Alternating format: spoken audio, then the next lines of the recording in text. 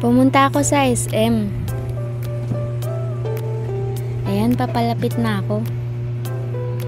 Nagtingin-tingin pa ako. Matagal na din kasi ako hindi nakapunta dito. Nagpunta pala ako dito dahil sabi ng ate ko, kakain sila. Magsi-celebrate dahil nakapasa sa board exam.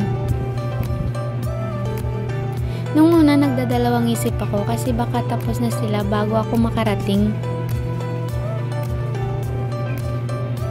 Marami din ang tao na pumupunta dito, tsaka di ka mawawala dahil pa-round ang design. May tindahan ng mga balloons. Ang ganda, sobra, maliwalas sa loob. Noong sinulog, sobra daw ang dami ng tao ang pumunta dito. Ito na nga yung tinuro ng guide kung saan ako dapat pumasok.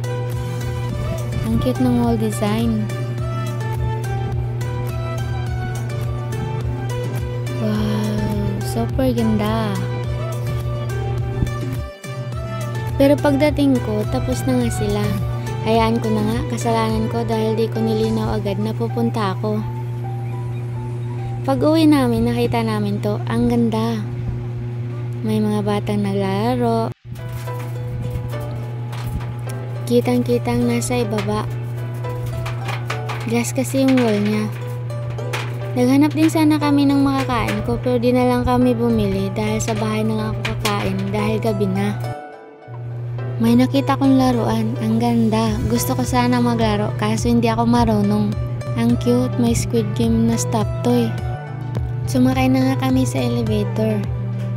Nakakalula. Sobra kasing taas. Nasa 3rd floor kami.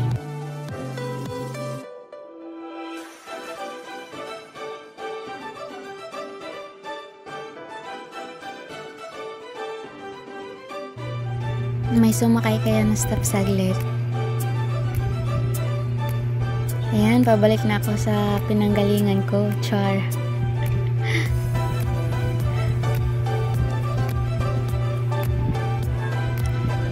Palabas na nga kami. Excited na ako kainin yung baon ko.